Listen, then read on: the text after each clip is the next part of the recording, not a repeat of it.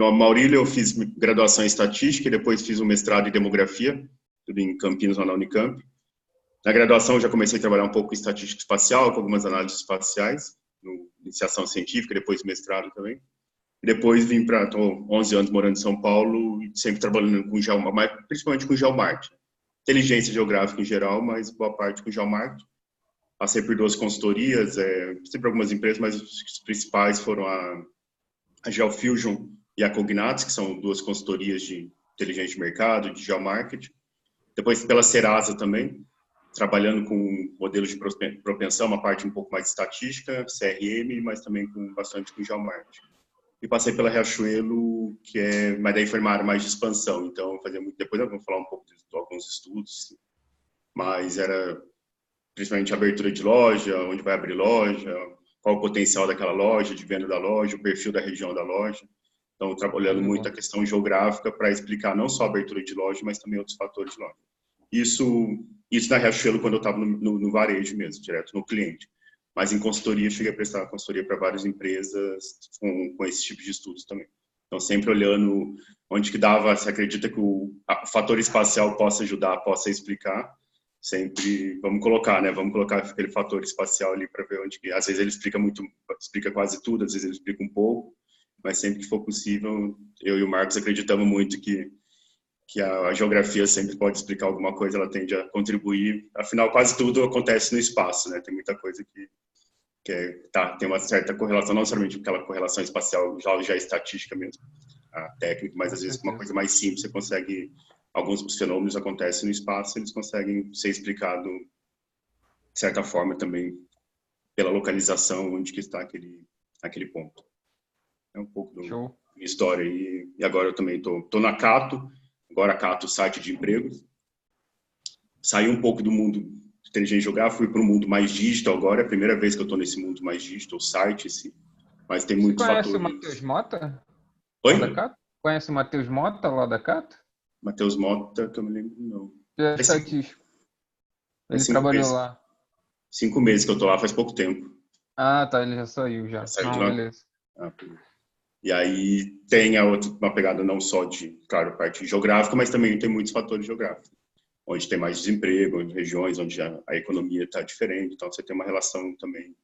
Não é aquela, chega no nível tão intra-urbano, tão detalhado, mas nos municípios também, em algumas regiões, você tende a ter mais facilidade ou menos facilidade em encontrar novos clientes. Isso é um pouco do meu currículo.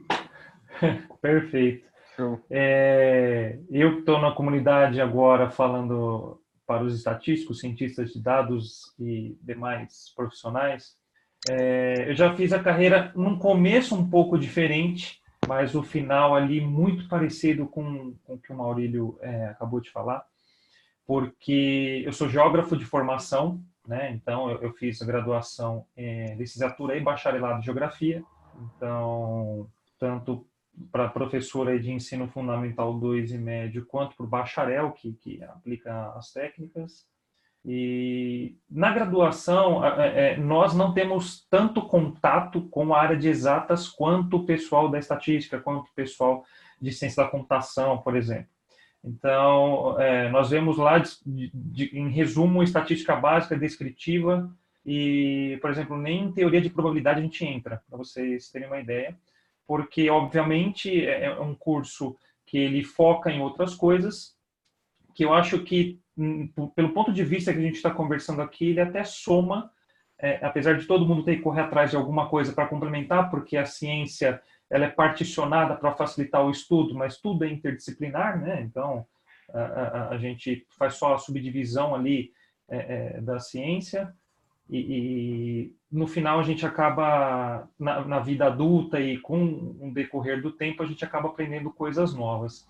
E o ponto que eu tenho que destacar dessa parte de análise espacial para quem é geógrafo de formação, e já eu falo do mestrado, o legal é que dentro do curso de geografia você vê de tudo um pouco, né? Então, por exemplo, a gente vê muita questão prática. Então, nós vamos pegar, por exemplo, e olhar o que a gente aprende em cartografia, o que a gente aprende em sensoriamento remoto, não sei se todos vocês conhecem, mas a questão, por exemplo, de sistemas de localização, o mais popular é o GPS, mas não é o único.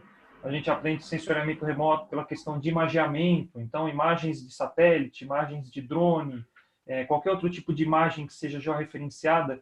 E aí tem as mais diversas aplicações. Então você entende, por exemplo, aplicações quando olha a parte espacial na economia, mas você também olha a parte ambiental.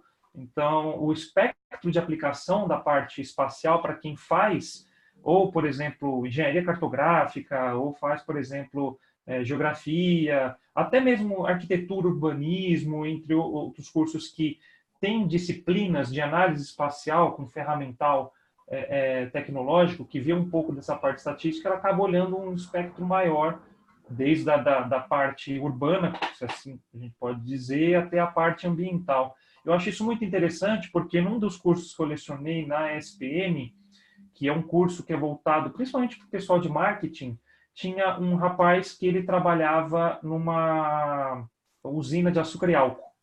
Então, ele pegou essa questão da participação da análise espacial, onde 99% da sala ia aplicar em questões urbanas, em questões de geomarketing, etc., ele fazendo curso do Big Data, no caso da SPM, para aplicar em, por exemplo, questão rural, em questão ambiental e coisas correlatas, digamos assim. Então, o legal, digamos assim, é a polivalência. Mas a questão técnica em si, eu tive que aprender indo para o mestrado. Então, toda essa parte de estatística básica, estatística inferencial, essas coisas, tive de fazer disciplinas no mestrado. Então, por exemplo, eu fiz uma disciplina de econometria espacial na FEA, na USP, que foi sensacional, mas é um nível altíssimo e foi muito legal e muito difícil ao mesmo tempo. E ao mesmo tempo que eu fazia disciplina de... muito legal, vou até falar o nome do professor aqui, isso faz quase 10 anos, mas me recordo das aulas até hoje, e foi muito legal. Então, é aquilo que eu comentei no começo, né? Então, você tem uma base, você tem uma estrutura e que você vai absorvendo conhecimento ao longo da vida, e isso é muito legal. E ao mesmo tempo que eu estava fazendo o mestrado, meu mestrado foi em cima de geografia física, que me perdoem quem é da geografia e não vou discutir o nível de epistemologia, ou quem conhece, a gente divide, né, entre geografia humana e geografia física, tá?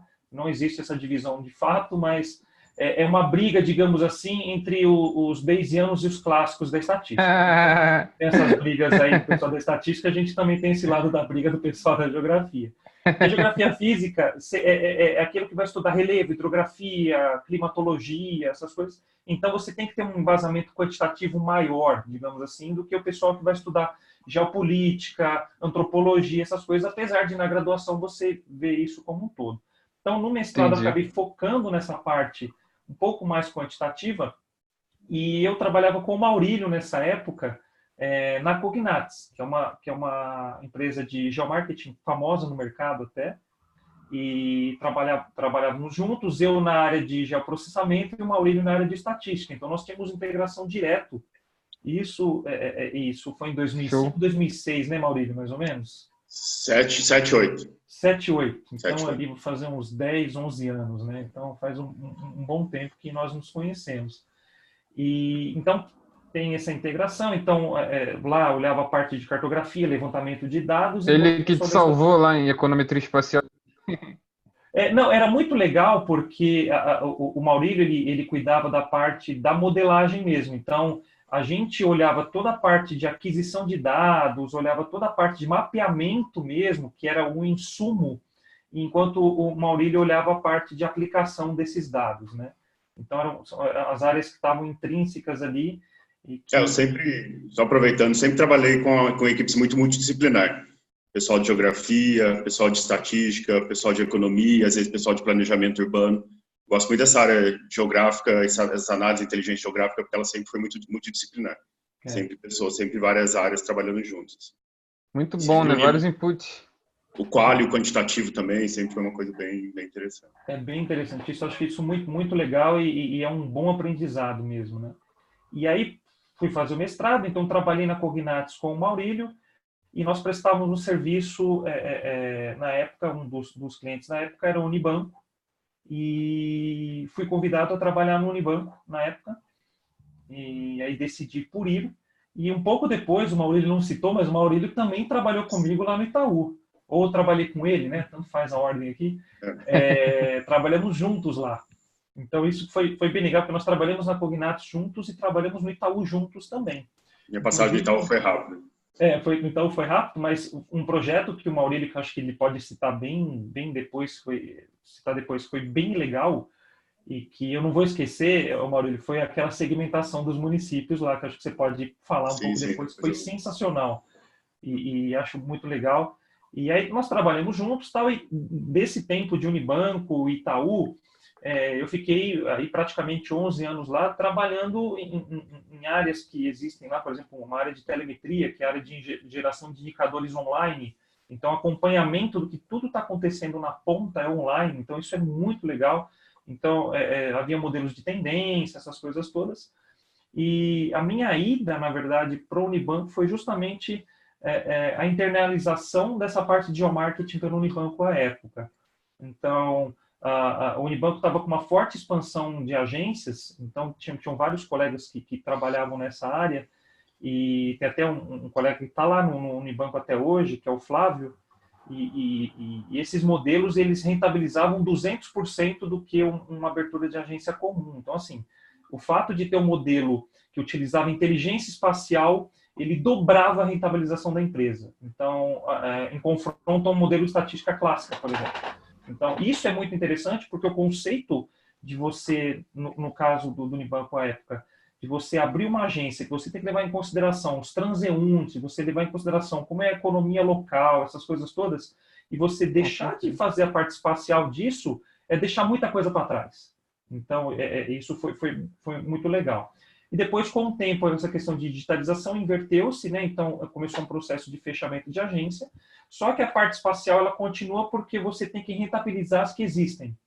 Então, você otimizar as agências, principalmente quando, por exemplo, a área de pessoa jurídica, na qual o gerente vai até o cliente, não o cliente vem até o banco, a parte geográfica é fundamental e isso funciona até hoje, né? E eu imagino que isso deva funcionar em todas as grandes redes bancárias ou redes de varejo, entre outros.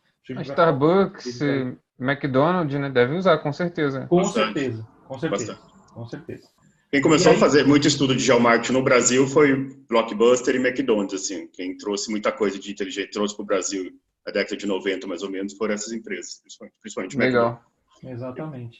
E aí, junto com a Cognatos, que é essa empresa que a gente trabalhou, o Maurílio comentou também, foi para a GeoFusion, que também é uma empresa muito famosa no ramo de geomarketing aí. Me perdoem as demais, mas eu acredito que sejam as duas principais, né? As duas mais famosas, digamos assim. E a gente não está levando jabá nenhum por falar delas, tá? Porque faz parte do nosso histórico, né? Só por isso que a gente está comentando. Eu acho que é interessante. E muita gente que passou pelas nossas carreiras aí passou por uma dessas duas empresas, porque esse conceito de geomarketing e essa parte espacial, quem trabalha com isso, com certeza ouviu falar no mínimo de uma dessas duas empresas, né? Então acho que é interessante comentar. E aí, finalizando o mestrado, continuando trabalhando no Itaú, e tanto eu quanto o Maurílio, a gente começou a lecionar, né? Então, essa parte é bem interessante, porque a gente sempre teve esse contato, principalmente o Maurílio, com o conhecimento estatístico dele, essa parte técnica, então aprendi muito com ele dessa parte, e eu fui trabalhando mais com a parte de cases e aplicações, né? Então, trazer case, ter alguma coisa bem aplicada, para não ficar naquele, da parte só acadêmica, e você trazer para o mundo real, você ter tanto os louros da vitória quanto os perrengues do dia a dia, isso é muito bacana. E aí comecei a lecionava no curso de licenciatura em geografia, licenciatura e bacharelado em geografia, onde eu fiz a graduação, e depois também fui galgando novos locais, e hoje eu estou lá na SPM, no curso de Big Data, onde eu ministro a disciplina justamente de inteligência geográfica. E aí sim, lá na disciplina a gente entra, mostra cases, a gente consegue, na verdade, entra um pouco mais no âmago das técnicas e a gente consegue discutir um pouco mais profundamente tanto as aplicações quanto as questões técnicas, né? Então, em resumo, é isso. Então, é uma vida acadêmica paralela a uma vida corporativa, tanto minha quanto do Maurílio também. Então, acho que faz com que estejamos aqui, né? Eu esqueci de citar que eu sou professor na FIA, né? Dentro do laboratório do LabData, da disciplina também de análise espacial. Né? Exatamente. Show. E, em resumo, eu posso fechar aqui para da parte de carreira e o que o Maurício comentou assim. Nós temos trajetórias muito parecidas, cada um contribuindo com a sua sementinha ali do conceito. E eu acho que isso é legal justamente a gente, depois de muitos E anos... altamente sinérgicas, né? Exatamente. Sim, bastante. Exatamente. E aí, eu não sei se o Maurílio quer comentar, a gente pode, por esse bate-papo aqui, começar com coisas boas, ou se vocês quiserem também, a gente pode começar com alguns perrengues que a gente passou. Eu acho que é importante também falar para todo mundo, acho que isso é bacana, né? Fica à vontade aí. Você quer comentar alguma coisa, ô Maurílio? Então, pode dar continuidade. Então tá. Uma coisa que a gente, começando pelos perrengues, digamos assim, que a gente sempre enfrenta quando vem pessoas novas ou quando vão começar a trabalhar com esses dados espaciais, é um tema que até conversei com o Maurílio de a gente combinar de falar, que é importantíssimo, principalmente quem estuda geomarketing, que são as barreiras geográficas, né? Então, o que acontece? A gente fez questão de comentar esse tema de barreiras geográficas. Quando a gente vai definir uma análise espacial, a gente, vocês podem procurar na literatura, ou fazerem qualquer outro tipo de pesquisa, vocês vão cair no seguinte fator. Para você fazer uma boa análise espacial, principalmente quando você cai na área de modelos espaciais, você cai em dois conceitos que são ou distância ou vizinhança, né? Então, toda vez que você vai fazer um modelo espacial, você quer saber se você é influenciado ou influencia seus vizinhos, ou se você influencia ou é influenciado por alguém a uma determinada distância ou um conjunto de distâncias, digamos assim. E quando você coloca no computador, e a gente brinca, e aqui nós temos vários cientistas de dados, e tem aquele jargão clássico de garbage in, garbage out. Então as pessoas colocam tudo lá, colocam todos os tipos de dados e mapas lá, aperta o botão, faz um mapa colorido e vamos ver o que acontece, né? E não necessariamente é isso. Então acho que esse é um ponto que é importante para destacar, porque a gente está aqui para tentar fazer esse bate-papo, e a gente espera que as pessoas no chat aqui vão fazer as perguntas e vão interagindo com a gente, para pegar alguns pontos como esses perrengues que a gente fala. Então, por exemplo, vamos dar um exemplo de São Paulo, assim como eu posso dar o exemplo do Rio aí, etc. Se você pegar o Rio, por exemplo, você traçar um raio no centro do Rio, dependendo do tamanho do raio, você chega a Niterói, certo? E se bobear até em São Gonçalo. Então, estudos clássicos de quem vai trabalhar com dados espaciais é fazer raio para tudo. Então, esquecendo que existe, por exemplo, a Baía da Guanabara, em São Paulo existem as marginais, por exemplo, outras grandes cidades existem linhas férreas, existem outras barreiras que no mundo real, dificilmente trazendo para o mundo computacional, você consegue modelar. E aí, eu comento disso por quê? Porque a maioria das ferramentas, existem algoritmos, coisas mais fáceis, que eu dizer o seguinte, olha, eu quero saber como que está o meu mercado num raio de 5 quilômetros, eu quero saber como está o meu mercado num raio de 2 quilômetros, como as pessoas se comportam, de onde elas estão vindo, para onde elas vão. E elas costumam fazer esses raios, né, ou buffers, né, tecnicamente falando, para fazer essas análises. E aí tem esses fatores, como eu comentei aqui, da barreira geográfica, que, cara, são inerentes. Então, quando você fala, por exemplo, eu vou distinguir um potencial de mercado, seja desenhando um raio, ou seja pegando uma área pré-determinada, a maioria desses casos não pegam as barreiras reais. Então, por exemplo, no caso do Rio, no caso de São Paulo, para você atravessar uma marginal Tietê, para você atravessar uma marginal Pinheiros, ou para você atravessar uma baía da Guanabara, você não pode fazer um raio. E aí, por que eu estou chamando a atenção? Porque a maioria das pessoas que estão começando, fazendo alguma coisa, fala assim, ó, faz um raio lá, vê qual é o potencial de consumo daquela região. Faz um raio lá, vê quantas pessoas estão circulando naquela região. Então, eu começo por esse sentido de chamar a atenção, porque quando você vai trazer isso, principalmente, independente se você tem um baita conhecimento em R, independente se você tem um baita conhecimento em Python, tem uma coisa de análise espacial que é o visual. Querendo ou não, uma hora ou outra você vai cair em ferramentas de edição, por exemplo, como o QGIS ou QuantumGIS. Tá? Vai chegar um dado momento que você vai precisar trabalhar o visual do seu dado antes de você colocar em algum modelo. Então, vamos dar um exemplo simples aqui. Por exemplo, Brasil e Suriname fazem fronteira. Tá? Vou pegar um exemplo mais absurdo aqui.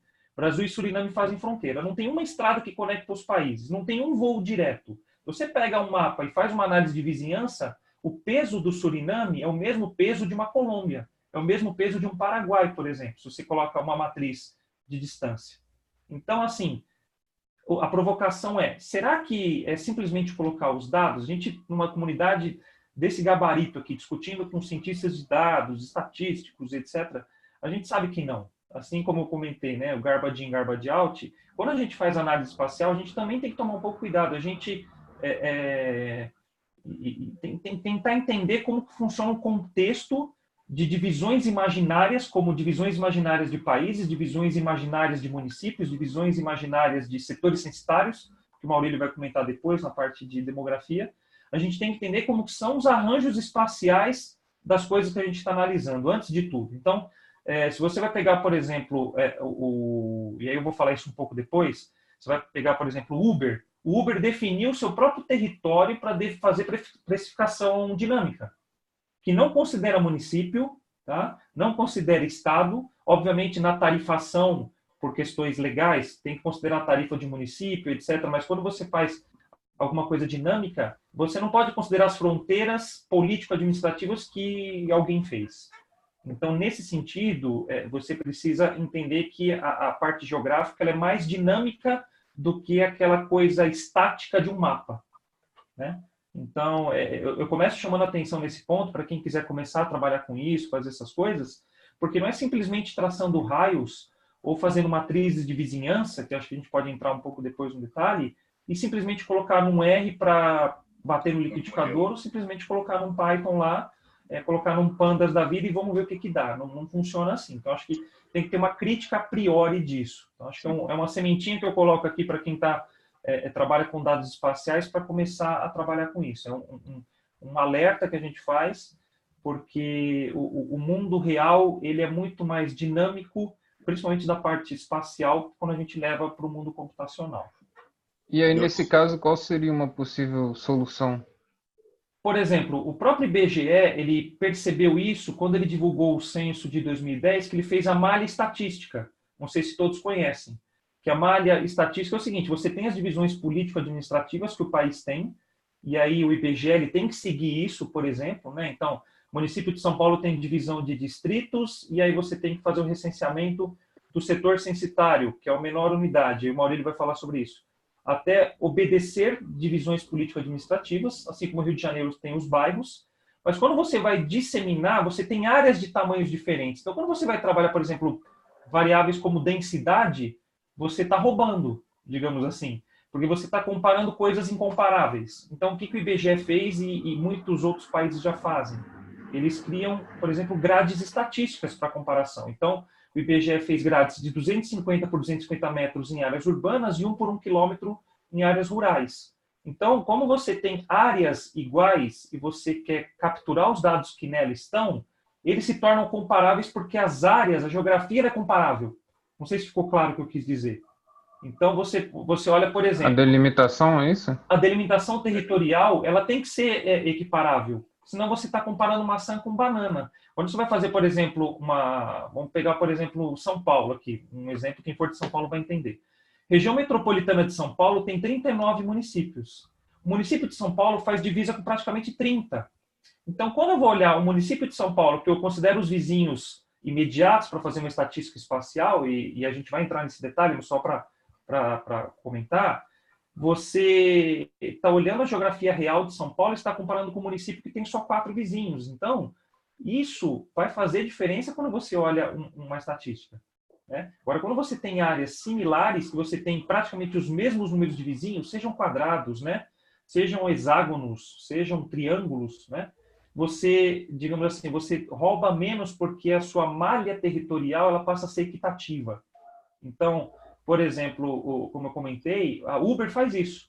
A Uber ela tem hexágonos. Então, conforme a escala, ela trabalha com hexágonos e aí você tem o mesmo número de vizinhos para você trabalhar. Inclusive, tem até, chama H3, o pacote de quem trabalha com Python, quiser pesquisar aí, chama H3. E lá eles explicam a metodologia de construção. Para quê? Para que, se você vai fazer um preço dinâmico, de uma corrida de carro, você não pode fazer um preço dinâmico numa área e um preço dinâmico para uma outra área que é maior. Você vai ter mais gente chamando táxi ou sendo entregue por um aplicativo, porque o tamanho da área é diferente.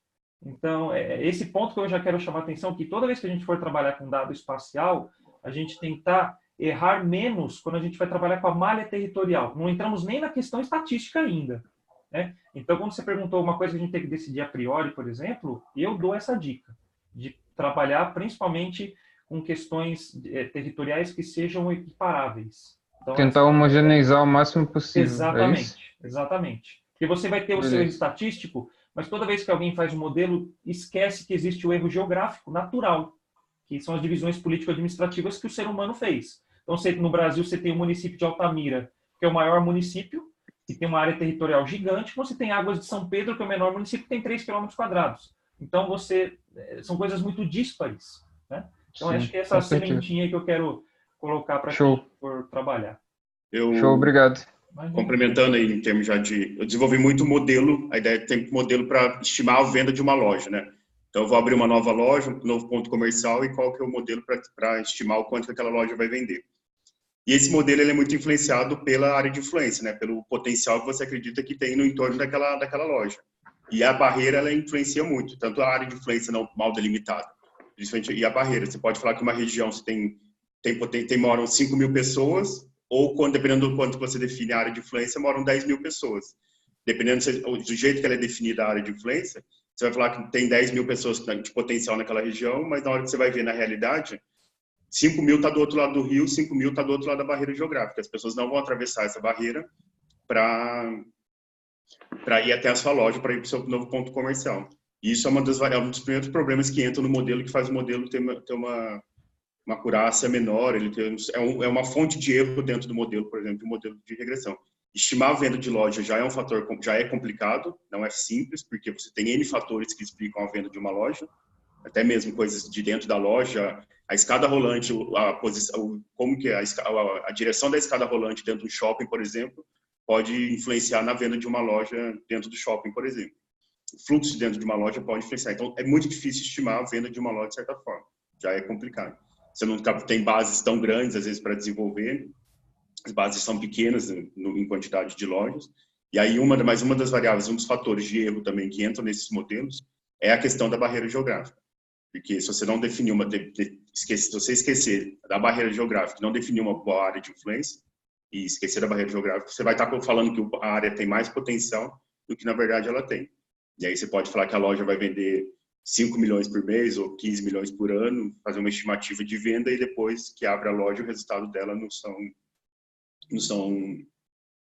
legais, não são interessantes. Assim. Às vezes, aqui em São Paulo, você tem pontos que são muito próximos um do outro. Shoppings que são, de certa forma, próximos, mas um potencial de vendas é muito grande e outro shopping não é, e principalmente por causa de uma barreira. Às vezes, as pessoas, para chegar em um determinado shopping, têm que se deslocar muito mais do que deslocar... De carro é difícil, de carro para acessar o shopping é complexo, caminhando às vezes é mais fácil, você consegue atravessar pela rua, agora de carro você tem. Então esses fatores, às vezes é só indo meio que, para alguns casos é meio que em loco também, se você tem um trabalho, por isso que eu falo, às vezes o trabalho tem uma parte quantitativa e às vezes uma coisa qualitativa também. Tem fatores que às vezes só ir na campo mesmo, ainda assim, cara, hoje em dia está bem mais fácil, com o IBGE disponibilizando os dados, você tem muito mais recursos para não precisar ir a campo. Mas ainda assim, às vezes se faz necessário pelo menos alguma visita para entender um pouco a dinâmica espacial do local mesmo. Não tem como, tem alguns, você consegue já hoje com as informações, Google, com várias informações, entender melhor. Falo que eu conheço o Brasil sem nós conhecemos, o Marcos conhecemos o Brasil sem sair de uma sala, de certa forma. Não precisamos ir a todo lugar conhecer. Mas hoje já ajudou muito mais com os dados que tem, com essas ferramentas, é muito mais fácil entender um lugar. Mas algumas coisas, às vezes, ainda você tem que ir logo e entender um pouco como que é a dinâmica do local mesmo. Legal. Nesse processo, como é que a gente introduz a análise da concorrência, por exemplo? Vocês fazem esse tipo de coisa?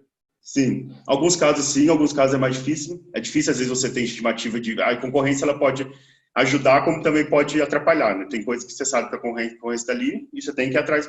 É melhor você estar do lado da concorrência, porque às vezes está mais próximo da concorrência do que não estar ali, né? E você tem que... É o que está acontecendo muito com as farmácias agora. Farmácias é um case, né? Você tem farmácia uma do lado da outra e às vezes canibalizando uma própria rede mesmo, né? São Paulo, dependendo da avenida, você tem da mesma rede, você tem 2 farmácias na mesma avenida, uma de cada lado da rua. Para ela não, a ideia dela, o foco às vezes não é perder. Eu sei que eu vou perder para mim, mas eu não quero perder para o meu concorrente. Prefiro perder para mim. Até para complementar desculpa, que o Maurício falou, é porque você tem configurações de clusters, né? Então, por exemplo, você, às vezes, para um ramo de atividade, por exemplo, como lojas de carros, é mais fácil você estar inserido num cluster que você tem concorrentes do que estar inserido em um local ermo que você vai vender menos do que se você tiver justamente uma área de cluster. Então, esse ponto, e bancos também é clássico, né? Então, todo o crescimento de uma região, você vem o primeiro banco, daqui a pouco vem outro banco também, né? Por causa disso. Então, não faz sentido você colocar coisas espaçadas, e isso é meio esquizofrênico do ponto de vista, digamos assim, de distância, ponto de vista geográfico, mas por incrível que pareça, essa questão de cluster, do ponto de vista econômico, ela faz sentido para muitas coisas, né? E a concorrência, então, você tenta colocar isso, de certa forma, no modelo, se há existência da concorrência ou não. É difícil ter vendas da concorrência, é difícil o mercado disponibilizar, você saber ter quanto que vai vender o concorrente, é bem complicado. Mas você tenta colocar alguma informação da concorrência, o quanto que ela pode te atrapalhar. Mas a concorrência, hoje em dia, para as grandes redes de varejo, é muito difícil você achar áreas brancas, vamos dizer assim, lugares que ainda o mercado não está explorando. Só se o seu caso é diferente. Eu não tenho muitas lojas de rua, só tenho loja de shopping e quero ir para loja de rua também.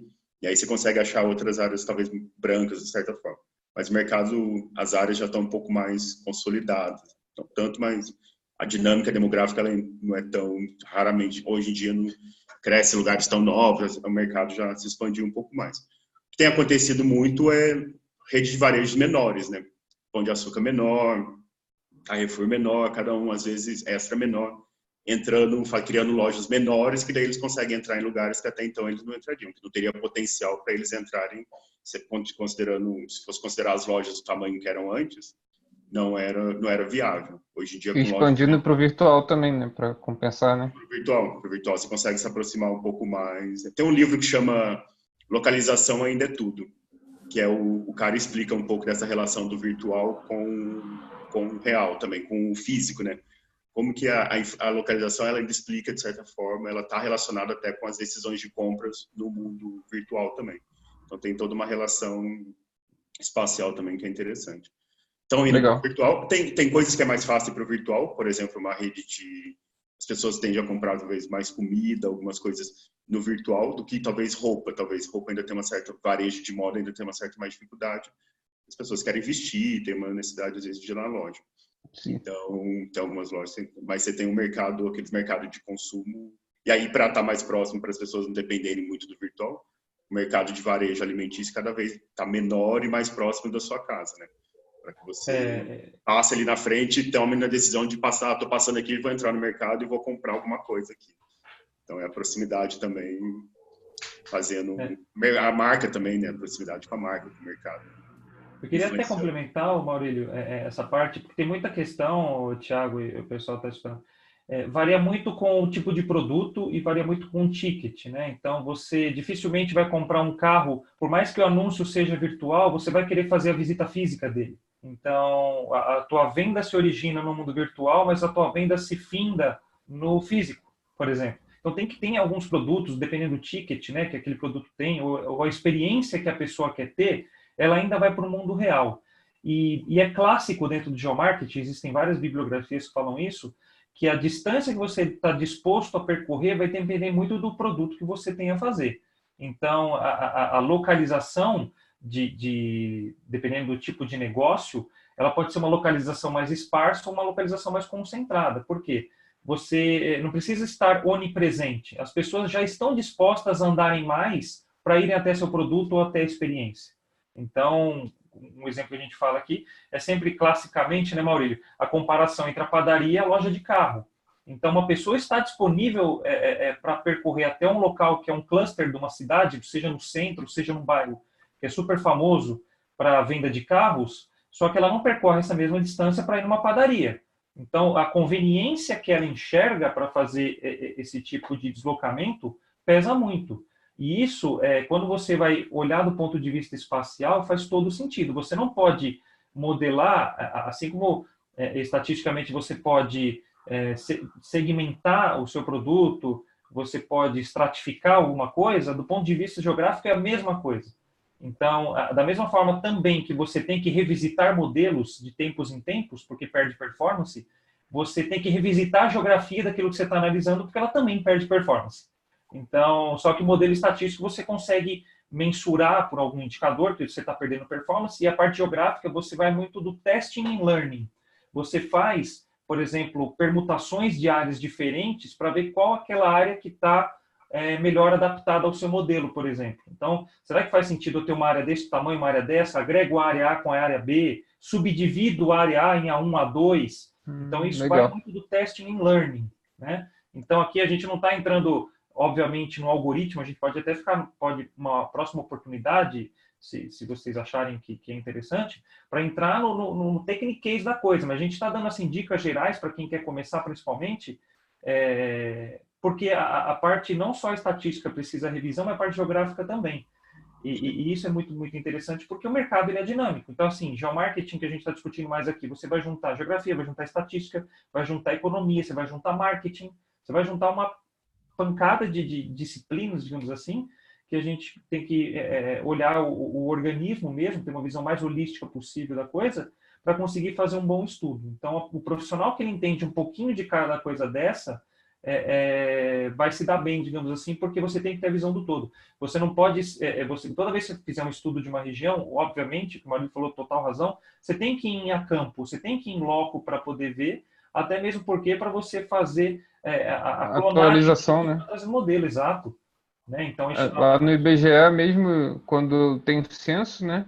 Você tem lá as bases e os recenseadores eles têm que atualizar aquelas bases. Aquela casa pode ter virado um hotel, sei lá, né? Então tem que ficar atualizando o tempo todo de acordo com o que você falou, né? Senão, como é que o cara vai chegar lá? Pô, agora é um hotel, não é uma casa. E aí? Exatamente. Né? Exatamente. E aí eu só queria emendar um assunto, Maurício, se me permite, justamente pelo gancho que você deu da área de influência, e existem alguns estudos clássicos que até o próprio IBGE a gente fala bastante, mas acho que o IBGE, o legal do IBGE é que ele é um órgão em nível federal, que ele é um dos poucos órgãos de dados do país que consegue ter o todo. Então, o IBGE tem essa vantagem, você consegue ter o todo e equiparável para o país todo. Então, eu quero saber, por exemplo, algum indicador econômico em Roraima, eu posso conseguir esse mesmo indicador econômico no Rio Grande do Sul, por exemplo. Né? O mesmo dado demográfico, o mesmo dado geográfico, eu consigo ter em qualquer lugar do país. Então, quando a gente fala do IBGE, e é uma belíssima fonte de informação, é justamente por causa disso. E o legal de você trabalhar, por exemplo, com o dado do IBGE, essa questão da área de influência que o Maurício falou, existe um estudo do IBGE, se vocês quiserem pesquisar também é muito legal, ele é no nível municipal, tá? Mas chama REGIC, Região de Influência das Cidades. Para começar, para vocês entenderem a dinâmica espacial, é muito legal. Porque, assim, uma pessoa, você tem, ela deriva principalmente de uma teoria chamada Teoria do Lugar Central, de Walter Kristaller. O que essa teoria de lugar central ela fala? Ela fala que, dependendo do que você precisa, existem lugares centralizadores em hierarquias.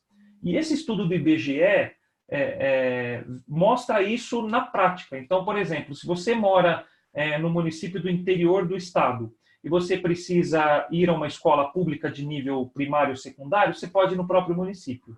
Se você quer fazer uma faculdade, você já precisa se deslocar para um outro município, que normalmente é um município polo. Se você quer, por exemplo, fazer um mestrado ou um doutorado, você já vai ter que se deslocar mais ainda. E funciona para todo tipo de atividade econômica. Então, se você quer, por exemplo, do ponto de vista político, né? Do ponto de vista econômico, São Paulo está no topo da hierarquia, e do ponto de vista político, Brasília está no topo da hierarquia. Por exemplo, por que Brasília está no topo da hierarquia? Você vai, por exemplo, entrar com recurso do INSS. Você vai se aposentar. Ou então alguma coisa da justiça. Você vai, por exemplo, ou numa agência do seu próprio município ou do município vizinho. Se não deu certo, você vai pegar um recurso. Você vai ter que ir no município maior, que vai para uma segunda instância. E se não der certo, vai para uma terceira, até parar em Brasília, digamos assim. Então, esse estudo, que chama Região de Influência das Cidades, É um estudo que, para quem vai começar a trabalhar com dado geográfico, esse dado de inteligência geográfica, essa parte de estatística, é um ótimo estudo para começar para ver como funciona. O dado está pronto, existe um estudo muito bom com relação a isso para poder justamente ter uma noção de como funciona a dinâmica urbana e a dinâmica social do país. Isso é muito legal. E aí eu aproveitei esse gancho do Maurílio para poder falar isso também, que é muito legal e tem muita aplicação, e para quem quiser começar também é uma boa leitura e uma recomendação. Eu uso ainda esses dados do REGIC, das regiões de influência, para estimar o potencial de uma cidade. Porque às vezes você pega uma cidade interior, por exemplo, interior de Minas, interior do Nordeste, de 100 mil habitantes, 200 mil habitantes, uma cidade que agora tem um shopping pequeno, um shopping médio. E aí, quando você vê o potencial da cidade, a cidade tem 200 mil habitantes. Mas dependendo de quando você olha o entorno da cidade, juntando as cidades vizinhas, esse potencial de 200 mil pode ir para 300 mil.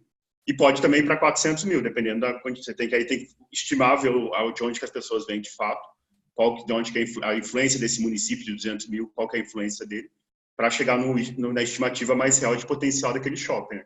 Então, esse shopping vai ser... Qual que é a população do entorno dessas cidades, né? Porque as pessoas se deslocam, às vezes, para ir para um shopping na cidade vizinha, quando não tem um shopping, né? Muitas cidades não tem shopping. Né? O Brasil tem muita cidade pequena também, você tem muitas...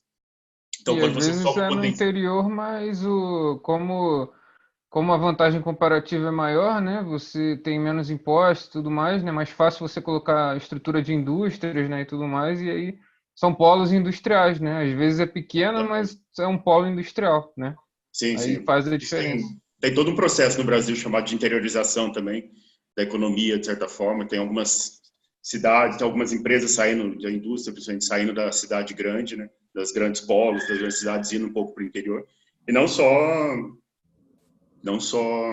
indústria, né? Até serviço também. Você tem algumas empresas saindo aqui, indo para São Carlos, indo para Maringá, para algumas cidades, polos agora tecnológicos também, saindo um pouco, se concentrando desse eixo que existe também.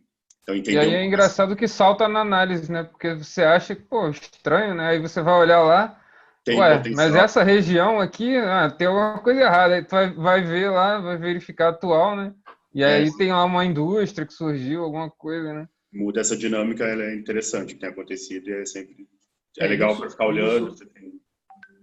Isso é legal, que o Maurílio, até comentei de um estudo que o Maurílio fez lá no Itaú, que a gente trabalhava junto lá, que é uma segmentação das cidades.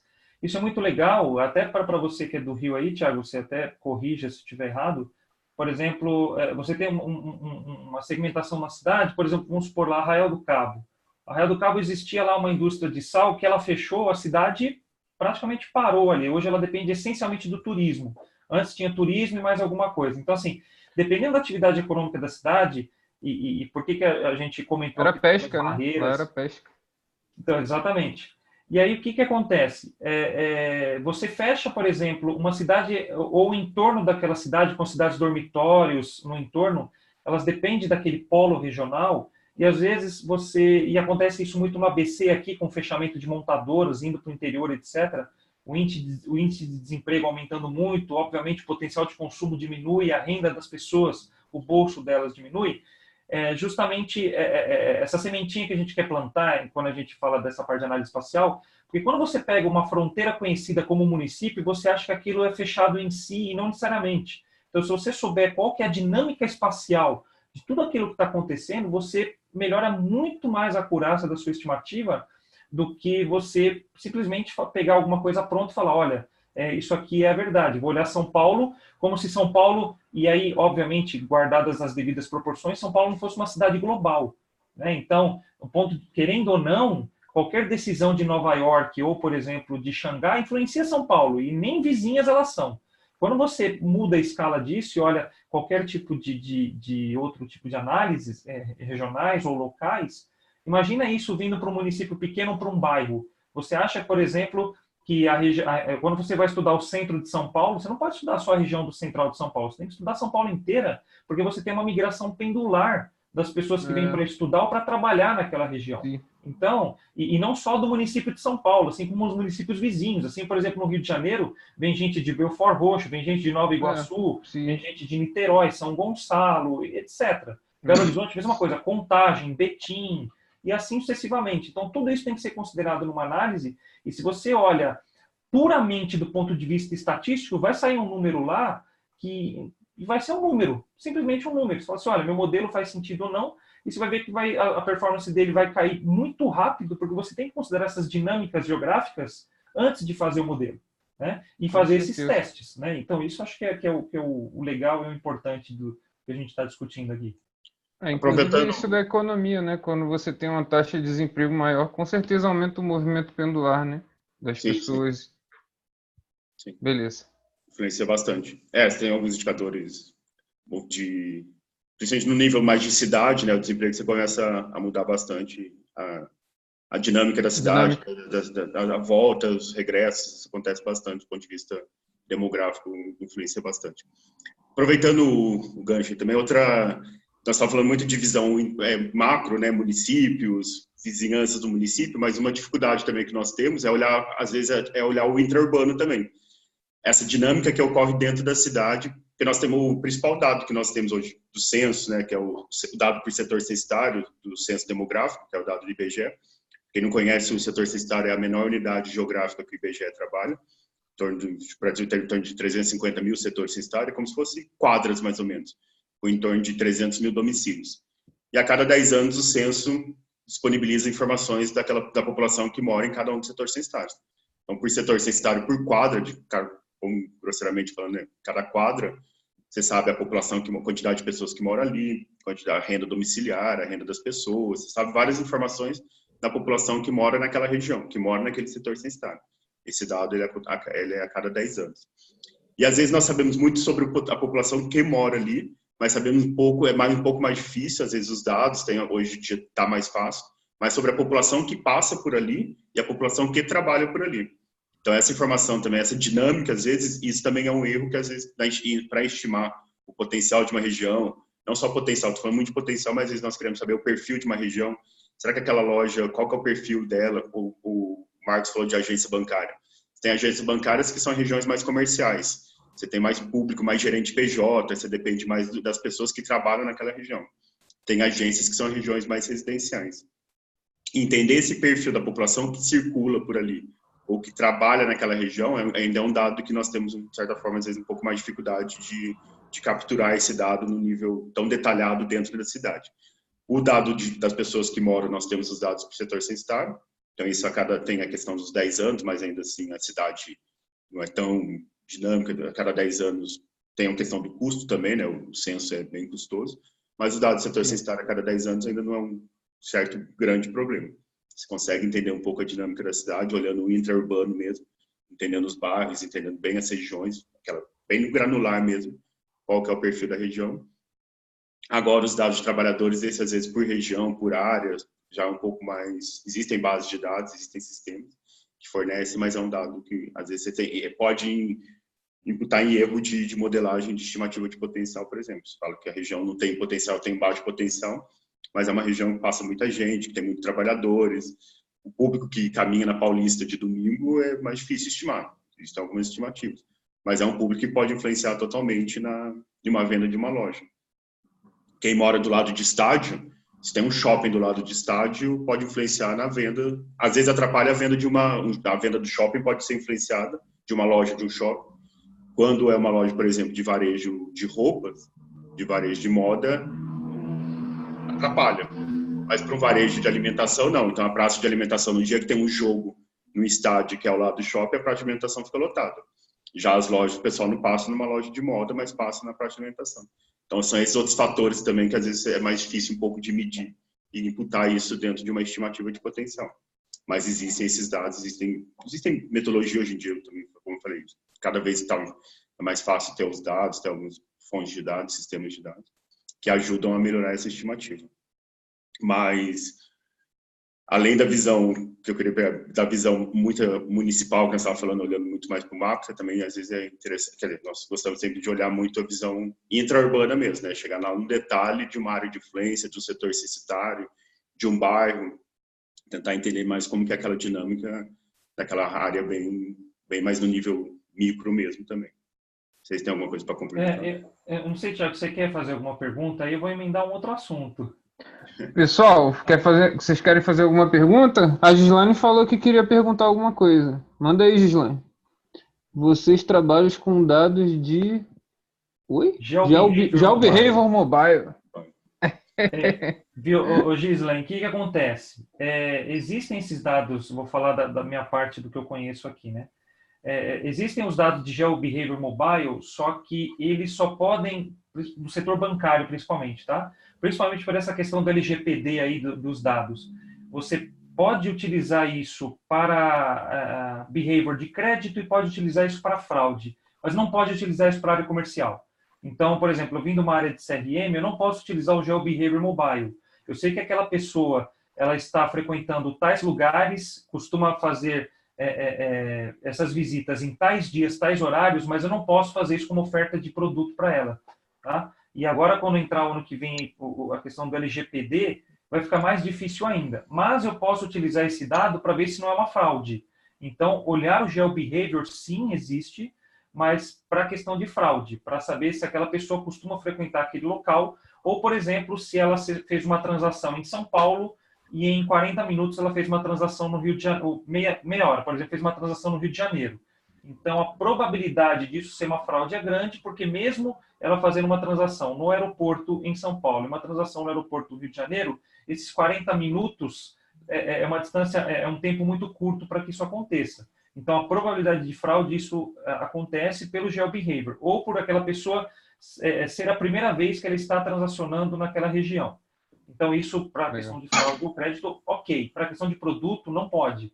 Então, a discussão, inclusive, do LGPD, de opt-in, de fazer isso, essas coisas todas, é um pouco mais delicada. Eu duvido que as pessoas, quando leem o contrato, elas dão opt-in e falam, olha, eu quero que vocês utilizem os dados para ofertas comerciais. Mas pode ser que as pessoas vão dando opt-in em todos os itens lá e vão dar ok. Mas eu, particularmente, não posso afirmar.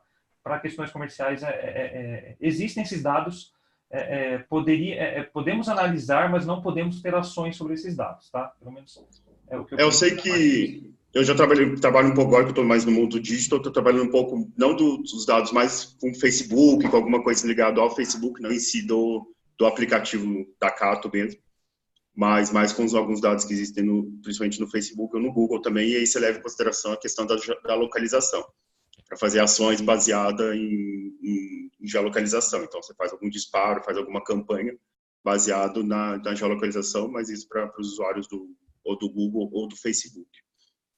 Eu sei que tem algumas telco que já estão, não sei se já está no mercado os produtos dela, mas eu vi mais, o que eu vi mais, acho que a Oi, a TIM, a Claro, não, a Claro, a TIM não, a Oi, a Claro, e o que eu vi mais próximo, assim, que estava mais forte, era da Vivo. Vivo na plataforma lá dela de inteligência, tem todo um produto que eles estavam tentando produtizar a base dos clientes deles, digital. E aí você consegue fazer disparos de campanha, você aluga essa plataforma, faz uma parceria com eles para disparar a campanha para os clientes da Vivo, para SMS, alguma coisa nesse sentido, baseado não só em fatores de geolocalização, mas também de geolocalização. Eu posso selecionar um público que tenha tal perfil e que está passando numa certa região, ou que mora numa certa região, para disparar um SMS para esse público também. E uma das plataformas parece que você poderia fazer até inteligência de mercado. Você não precisaria nem, se você quiser, você consegue entender um pouco antes como que é o público que mora naquela região, o público que está passando naquela região, o público que circula naquela região, baseado no potencial, nos dados que eles têm. Eles não informam quem que é a pessoa, quem é o indivíduo, tudo anonimizado, mas tudo sumarizado também. Ó, nessa região eu tenho 30 mil clientes com esse perfil tal, com essas características. Nessa região eu tenho esse outro perfil. Então, eles conseguem, esses dados ajudam um pouco também a tirar essa questão, entender um pouco mais a dinâmica da cidade, algumas coisas mais que estão acontecendo no dia a dia, né, no real time. Assim, não real time, mas uma frequência um pouco melhor. Mas entender um pouco como é a dinâmica. Ela disse aqui, entendi e perguntei porque estou desenvolvendo minha tese sobre o tema e não vejo muito material sobre o assunto no Brasil. Lá fora, tem até uma empresa nos Estados Unidos que chama Voucher Cloud. Não sei se vocês já ouviram falar. O foco dela é justamente fazer marketing em cima de geofence. Acho que o Maurício pode falar sobre geofence aí, mas aí sim, é em cima de geobehavior, né? Então, lá nos Estados Unidos existe isso, tem essa discussão aí legal, se pode ou não, mas no caso do Brasil, realmente é muito sensível esse tema de geobehavior, dependendo do que você vai fazer, né? Sobre material em si, acadêmico, eu não conheço muito, quer dizer, acho que não conheço, eu posso ver. Mas existem 3 empresas hoje no Brasil que eu conheço mais, assim, que eu já vi algumas coisas, que se chama Inloco, FlowSense e Rendes. São as 3 empresas que estão trabalhando bastante forte com essa questão de geolocalização, mobile. Então, tem uns artigos deles, tem algumas informações. Depois, se quiser, me manda mensagem, mas não, eu até escrevo aqui. É Inloco, FlowSense e a Rendes. Elas vão dar uma olhada no material que elas estão produzindo, o que elas estão fazendo. Elas trabalham com essas questões. Legal. Alguém mais quer perguntar sobre esse assunto, pessoal? Abordado até o momento? Os assuntos abordados? Não? Então segue o jogo aí. Não, beleza. O que eu queria comentar... Você quer comentar algum tema específico, Maurílio? Não, pode continuar. Eu queria comentar o tema aqui para quem estiver começando, quem já tiver avançado, ok, mas quem estiver começando a trabalhar com dados de CEP. O CEP, ele é um dado que ele não é geográfico em sua essência, mas ele pode se tornar geográfico para fazer uma análise, porque, na verdade, o intuito do CEP é ser logístico, para poder fazer a logística das entregas. Só que o CEP é bem interessante, porque muita gente, e eu já vi isso em vários modelos, inclusive modelos de crédito, que eles utilizam, por exemplo, os 2 primeiros dígitos do CEP para fazer dummy, para fazer, por exemplo, um modelo de crédito numa regressão logística. E esses 2 números, na prática, não significam muita coisa. Você pode olhar os 2 primeiros dígitos do CEP, só que, às vezes, os 2 primeiros dígitos do CEP podem ser uma rua em São Paulo, como pode ser a região norte inteira. Então, esse é um ponto que é bem interessante. Um outro ponto que eu quero destacar de CEP aqui, que a gente utiliza bastante para fazer, porque às vezes o CEP é uma informação cadastral que está aí disponível, só que a gente olha ele simplesmente de forma cadastral, não olha ele do ponto de vista geográfico, é você levar o CEP para o espaço e olhar, por exemplo, a vizinhança desse CEP. Às vezes o CEP 04 é vizinho do CEP 07, só que se você não olha do ponto de vista espacial, você olha esses 2 como 2 dados categóricos totalmente separados, né? E não necessariamente isso é verdade. Você consegue enriquecer os modelos que vocês olham dos dados de CEP a partir do ponto de vista geográfico. Então, é mais uma sementinha que a gente quer plantar aqui para dizer o seguinte, olha, utilizem os dados de CEP, que já enriquecem bastante coisa, os modelos, independente da técnica utilizada, normalmente como dado categórico, só que olhem do ponto de vista espacial. Vocês podem tirar, por exemplo, a distância entre esses CEPs, isso ser uma variável contínua. Depois você quiser categorizar essa variável contínua, ok, não tem problema. Mas você olhar como que a relação de vizinhança ou a relação de distância desse CEP. Isso é bem interessante, porque você pode estar olhando uma heterogeneidade que até então você não olharia. Então, olhem com carinho os dados de CEP, não só como dado cadastral. Tentem trazer isso para o dado geográfico, tentem olhar a vizinhança desse CEP, tentem olhar a distância desse CEP e fazer análise justamente por esses CEPs, né? Então, como comentei, você tem 5.570 municípios no Brasil, onde 92%, 93% tem CEP único, mas a população está praticamente concentrada nesses 7% de faixa de CEP. Então, isso é bem interessante. Então, olhem com carinho para o CEP aí, tá? Show. O iPhone, o Rodrigo mandou aqui. Tudo bom, Marcos? O modelo tem um case sobre análise de produto conjugado, por exemplo, um car center, mas que no mesmo prédio pode ter uma loja de conveniência. Outro exemplo, prédio pequeno que tem um mercado com lava rápida. Nesses exemplos, como pode ser considerada a ponderação de todo o potencial? Eu nunca fiz um estudo considerando essas características mesmo de lojas conjugadas e tal. Isso, quando eu estava na Riachuelo, nós falávamos muito sobre isso. Acho que é uma tendência no Brasil desses tipos de centros, pequenos centros comerciais, de lojas conjugadas. E era bem difícil conseguir dados realmente. Ninguém quer compartilhar seus dados, né? Ninguém quer é difícil saber o potencial de outros lugares, do quanto que isso pode atrair mesmo. O que às vezes nós fazíamos era usar dados de alguns birôs de crédito, birôs de dados também. Então, a Serasa Experian, Boa Vista, a Nelway também, que tem alguns indicadores, algumas variáveis que podem ajudar. Elas nunca vão dizer, de fato, quanto que vai vender uma loja do vizinho quando vende, essa região.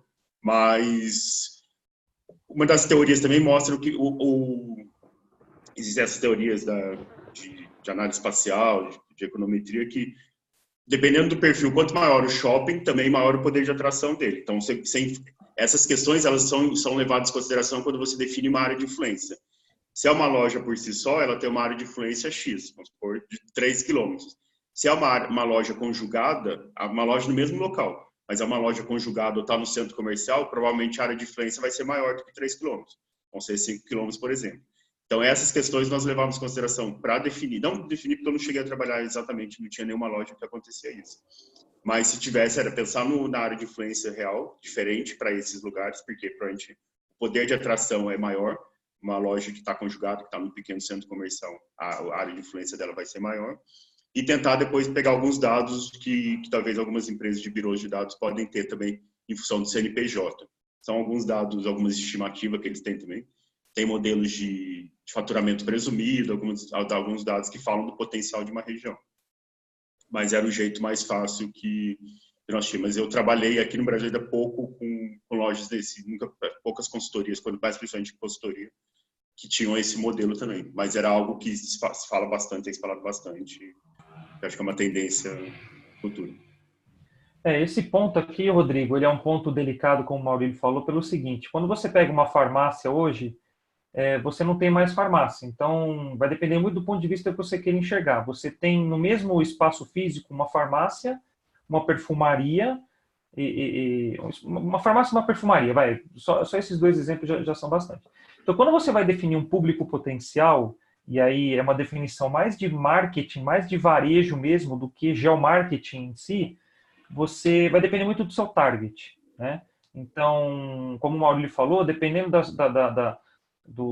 da sua área de influência, você pode ter dois públicos diferentes, porque os seus targets são diferentes, e você pode ter duas áreas de influência diferentes. E detalhe, a gente está partindo do pressuposto que são só duas áreas de influência diferentes por causa dos negócios.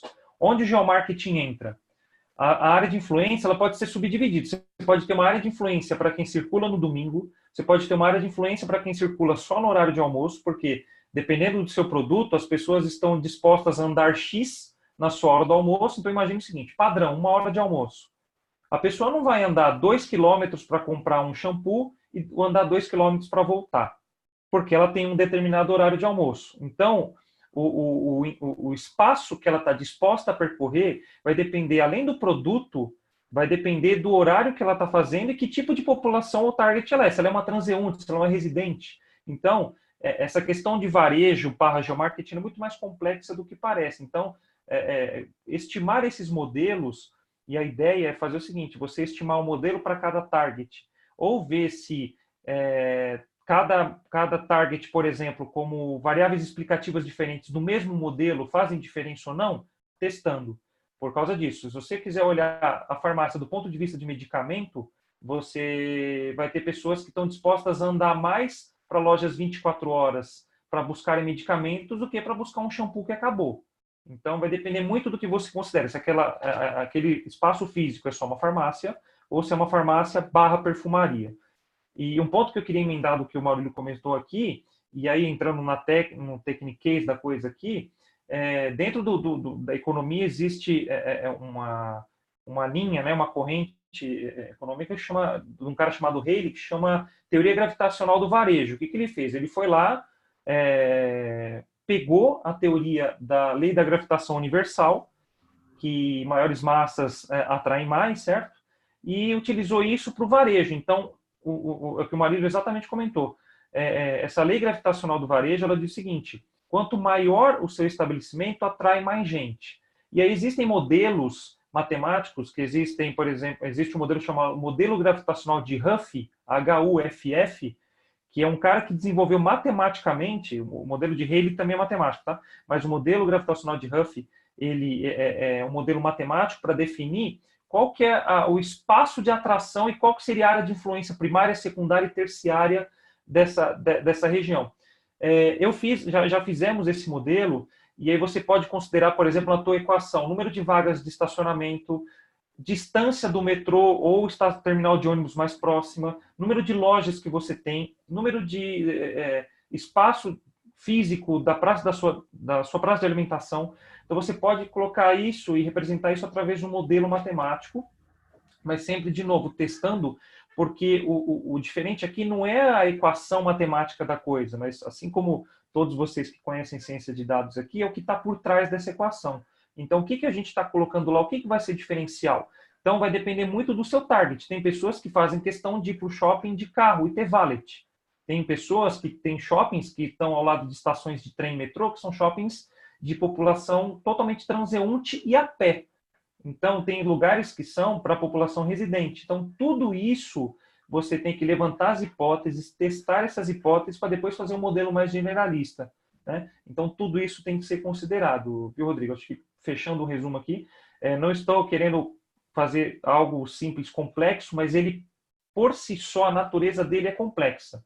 Então, colocar isso dentro do modelo, e essa é a brincadeira que a gente está fazendo aqui, colocar isso dentro de um modelo, seja com variável explicativa, ou seja um modelo específico de análise geográfica, que existem modelos geográficos, né, de característica espacial, independe um ou outro, a definição ela é mais importante do que o teste do próprio modelo, né? Então, esse é que é o bacana. Então, todo estudo de marketing, todo estudo econômico, todo estudo de negócio que você tem que fazer antes de aplicar o modelo. Então, você vai gastar, assim como um data prep clássico de qualquer outro modelo, você vai gastar 80% do seu tempo aí fazendo todo esse estudo antes de colocar e fazer um modelo, tá? Acho que é nesse ponto.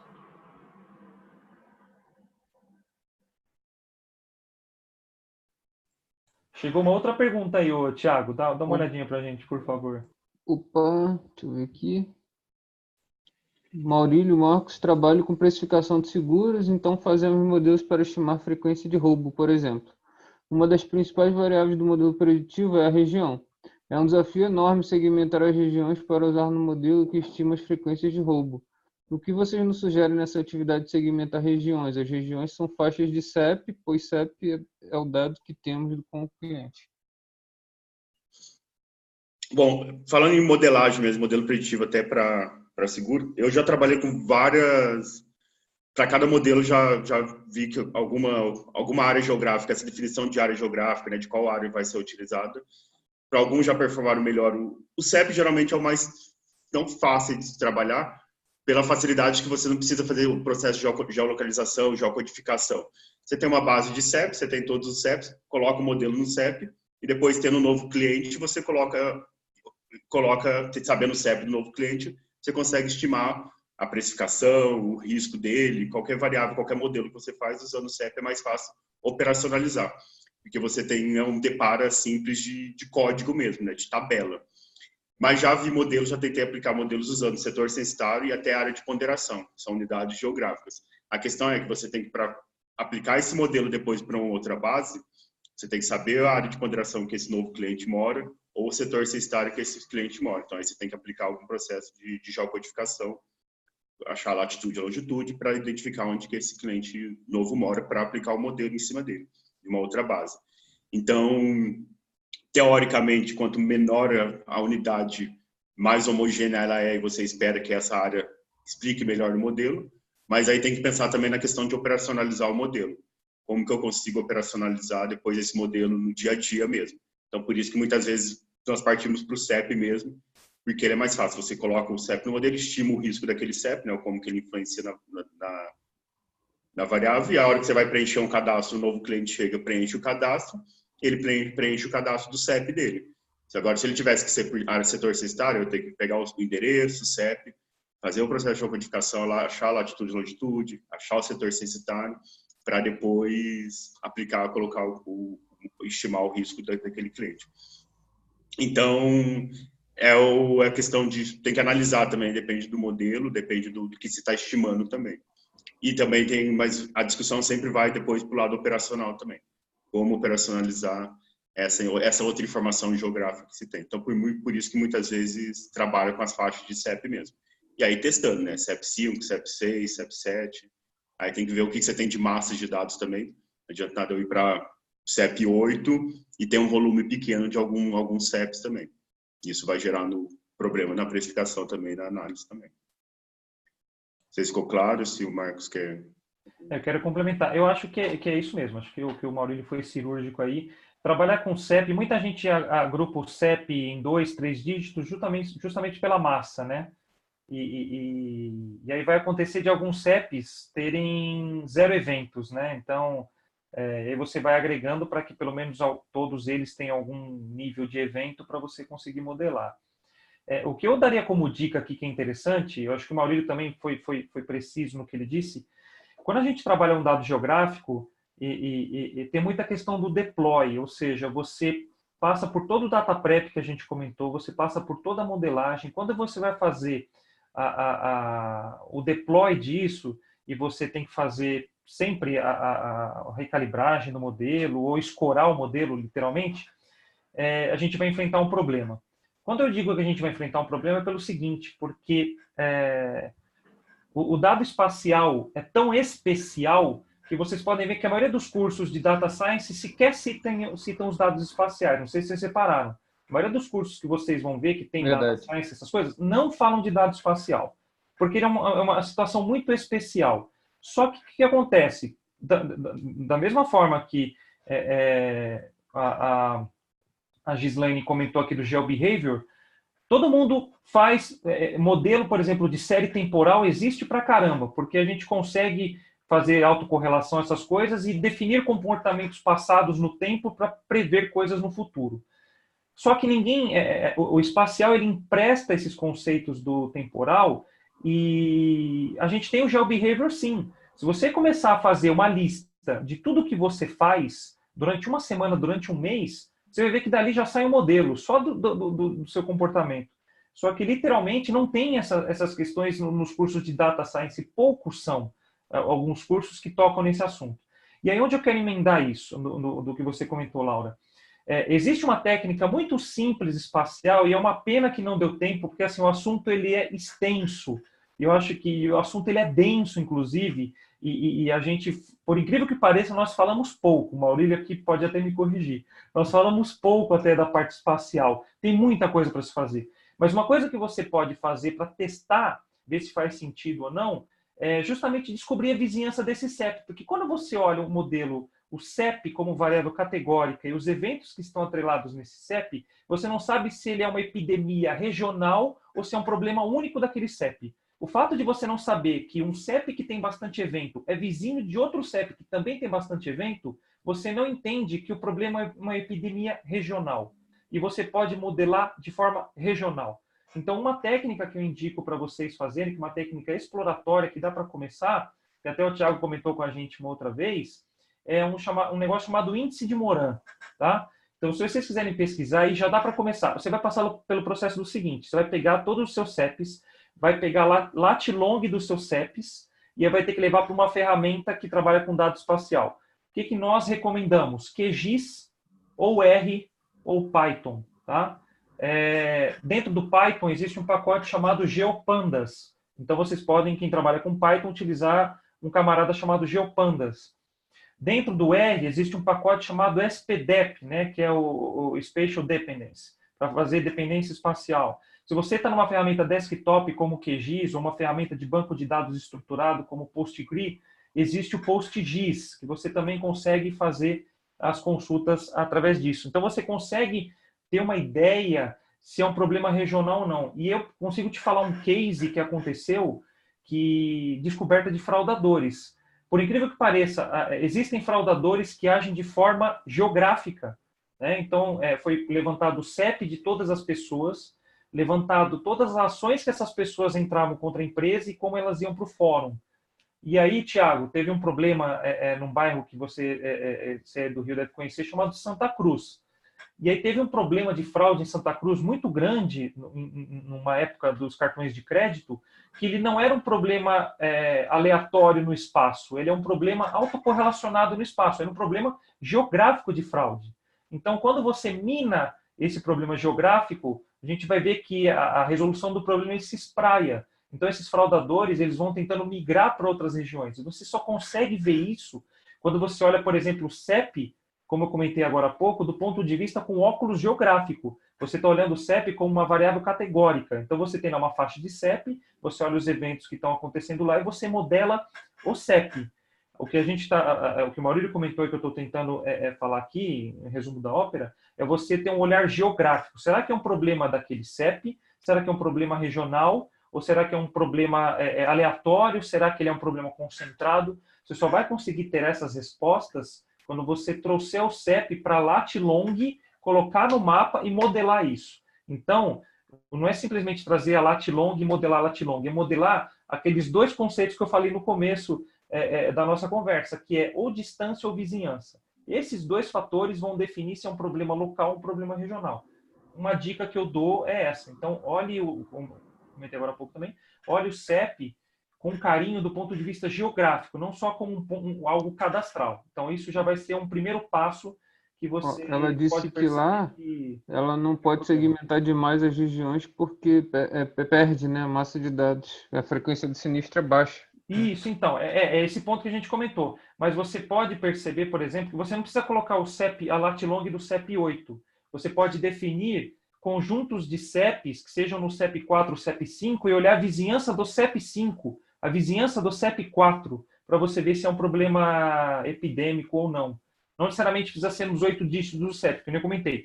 8 dígitos do CEP pode ser um trecho de rua. Então, o Correio tem uma avenida que só o lado direito, numeração ímpar, tem um CEP 8. Então, realmente, ali não vai ter massa. Mas se você corta alguns dígitos de CEP e olha também do ponto de vista geográfico, você vai ter uma massa de dados para trabalhar. É o que o Maurílio comentou da massa de dados, e eu no começo falei também. Sem dúvida, agrupam-se dois dígitos de CEP, né, por essa questão da massa. Mas você pode olhar do ponto de vista geográfico isso. O que ele faz o que pode explicar é o CEP do local, e o CEP do vizinho também pode ajudar a explicar. É uma ideia de séries temporais, né? As séries temporais, o passado que explica, o antes que explica de certa forma.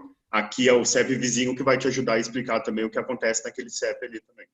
Então pode... É exatamente Legal. Isso. Para quem conhece série temporal, da mesma forma que você trabalha o lag, né, a defasagem de tempo, quem trabalha com espacial também é chamado de lag, só que lag espacial, a defasagem no espaço. Então, digamos assim, os vizinhos imediatos é o que a gente chama de lag 1, de grau 1. Os vizinhos dos vizinhos, que a gente chama de lag 2. E quem trabalha com série temporal, e tem o lag 1, lag 2 é lag N. O intuito é o mesmo. Então, você olhar como os seus vizinhos em tempo, no caso da série temporal, ou os seus vizinhos no espaço influenciam o seu indicador. O intuito é o mesmo, tá?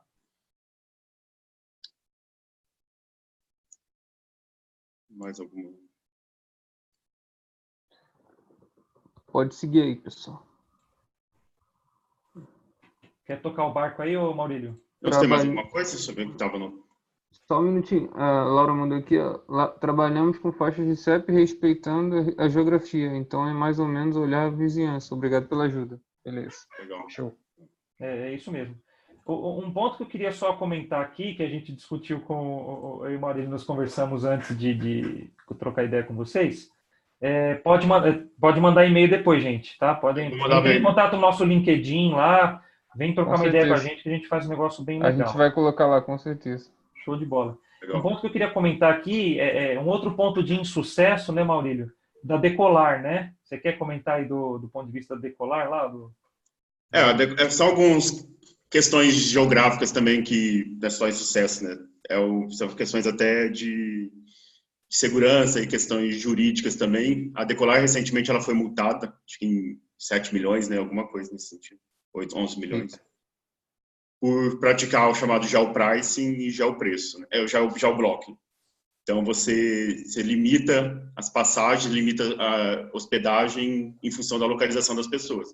Então, para as pessoas que moravam no Brasil, tinha uma certa, vamos supor, para ir para a França, tem uma certa limitação de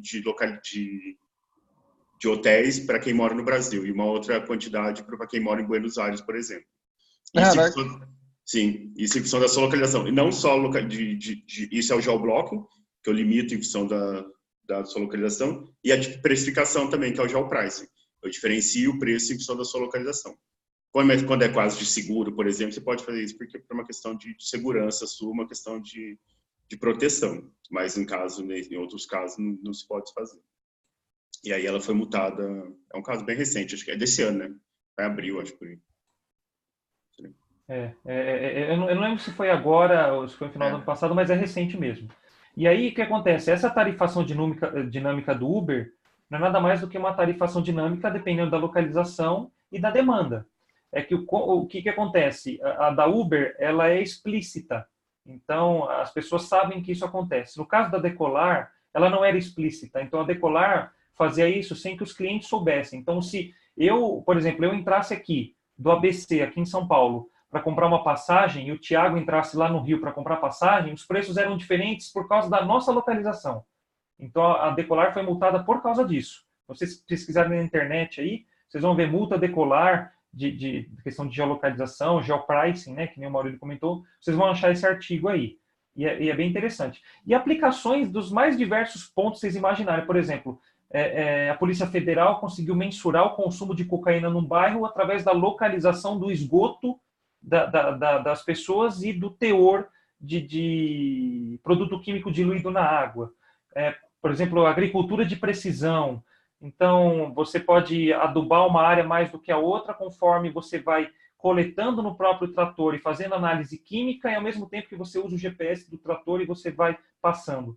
Então, como eu falei, a gente teve um bate-papo super legal aqui, mas esse negócio é tão gigante, as aplicações são tão enormes, principalmente de alguns anos para cá, com o advento aí da popularização do GPS. O GPS, de fato, ele abriu no ano 2000 para o público em geral, foi o Bill Clinton que abriu, porque até então ele tinha um erro proposital de 100 metros e ele era uso militar.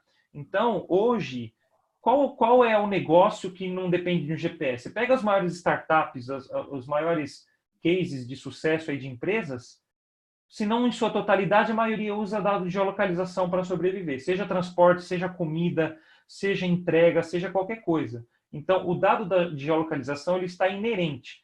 E aí, só um ponto para vocês terem uma ideia. Quando eu fiz a minha dissertação de mestrado, eu comecei em 2007, eu tenho até um papel guardado, não existia dados do Google Trânsito. Então, eu tive que tabular todo o trânsito histórico da CET que estava feito em papel. Então, eu tive que fazer isso, porque até então não tinha o Google Trânsito. No ano 2000, para vocês terem uma ideia, o mapa do município de São Paulo custava R$ 5.000 à época. E detalhe, custava R$ 5.000, em 2000 o salário mínimo era R$ 151. Tá? Então, para vocês terem uma ideia, quanto se custava um mapa. Então, as empresas que trabalham com geomarketing, essas outras empresas, hoje é uma commodity, mas na época não era. Então, para vocês terem uma ideia, como se popularizou o dado geográfico. Então, hoje, todo mundo tem um GPS na palma da mão. Antigamente, tinha que comprar aparelhos, né? Tem uma marca super famosa chamada Garmin, e todo mundo tinha um GPS da Garmin para poder fazer levantamento em campo, fazer estudo de geomarketing, essas coisas. E mais para trás ainda, o estudo de geomarketing igual esse mapa que está aqui atrás. O pessoal colocando canudo e alfinete nele para fazer as coisas. Né? Hoje você tem tudo de forma digital. E, que nem eu comentei, o dado geográfico está aí, na minha humilde opinião, ele ainda é subutilizado, tem muita coisa para se fazer com ele, muita coisa para se testar, e acho que a gente pode seguir essas empresas que estão aí na vanguarda, principalmente startup, essas coisas, elas estão usando. Cara, Tinder, ela usa localização para encontrar pessoas.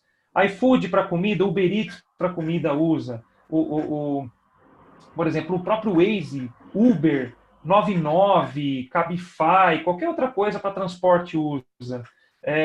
Qualquer coisa que você vai fazer hoje, a maioria delas pede localização. Então, assim, temos um vasto dado, um conjunto de dados que podem ser testados. Eu acho que, como eu falei, a nossa conversa, infelizmente, não se finda aqui, porque tem muito para a gente conversar, e esse mundo é enorme, assim como qualquer tema, quando a gente vai falar em ciência de dados, né?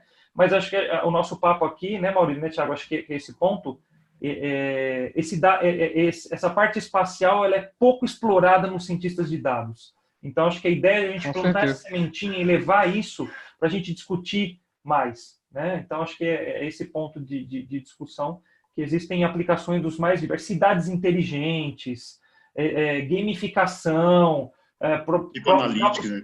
Analytics, eu falei, People Analytics também, ver como que a localização influencia nos trabalhadores da sua empresa. Exatamente, o próprio Pokémon Go para realidade aumentada, e aí pessoal com realidade virtual, com localização. Então, assim, aplicações tem bastante, e se a gente fosse falar só de aplicações hoje, sem falar dos outros temas, já seria praticamente um outro bate-papo, mas tem muita coisa. Então, acho que é legal por causa disso. A gente a nossa esperança é que isso se popularize mais e entre os estatísticos, cientistas de dados, próprios geógrafos que já trabalham com isso, mas conectar tudo isso, economistas, pessoal do marketing, etc. vamos utilizar o dado espacial, vamos aproveitar o que o IBGE dá para a gente, vamos aproveitar o que os institutos de pesquisa dão para a gente conseguir enriquecer o que a gente pode fazer. E o Maurílio aqui é um cara que conhece muito de demografia, o mestrado dele é nisso, dá para fazer geoenriquecimento, se você quiser falar, Maurílio, dá para fazer muita coisa, gente. É isso que eu tenho para dizer aqui. Eu sou suspeito de falar porque eu sou apaixonado pelo que eu faço. E assim, o céu é o limite. Show de bola.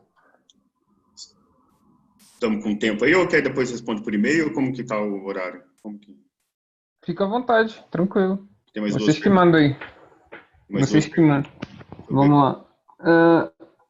Prezados, tenho dificuldade no trabalho de analisar deslocamentos, logística e capilarização de PDVs voltados para a telecom e gostaria de saber se tem alguma dica. Eu trabalho em escala nacional, UFs e agrupamentos de municípios. Falo me referindo sobretudo à região norte em razão do deslocamento por rios em meio à floresta amazônica. Eu acho que nesse caso bem específico, questão de rio, eu nunca trabalhei nada específico assim. Não sei se o Marcos já trabalhou alguma... Dentro do Itaú, nós chegamos a fazer um estudo bem interessante para otimizar o deslocamento. Esse é um problema mais de logística do que um problema de geomarketing, digamos assim. Então, vai muito de escolha de hubs, né? Então, por exemplo, qual que foi a conclusão que a gente chegou em algumas coisas? Era mais fácil uma pessoa que atende a região norte ficar em Brasília do que na própria região norte. Por quê? Porque região norte ela é mais acessível a voos e Brasília é o principal hub para voos da região norte, por exemplo. Então, era mais barato deixar ele mais distante do que ele deixar mais perto. Porque, vamos supor, uma pessoa ela estava em Manaus, precisava visitar Rio Branco, ela tinha que passar por Brasília. Uma pessoa estava em Boa Vista, precisava visitar Belém, tinha que passar por Brasília. Então, pelo menos na época era assim, né? Então, nesse sentido. O problema seu, Lucas, ele é um problema mais logístico. É lógico que é um problema geográfico, mas ele é um problema mais logístico do que um problema de modelagem espacial, digamos assim. Mas se você pesquisar alguns papers que o pessoal da parte de engenharia cartográfica da aeronáutica fez, tem alguns papers que falam sobre isso. Principalmente, tem um professor do INPE, deixa eu lembrar o nome dele aqui. Eu esqueci o nome dele, eu te respondo. Ele trabalha bastante com esse tema de otimização espacial por questão logística, tá? Eu esqueci o nome dele aqui, perdão. Então, tem paper do pessoal da aeronáutica e paper do pessoal do INPE que trabalha com isso, tá? Então, acho que é a dica que eu tenho para fazer aqui. Show.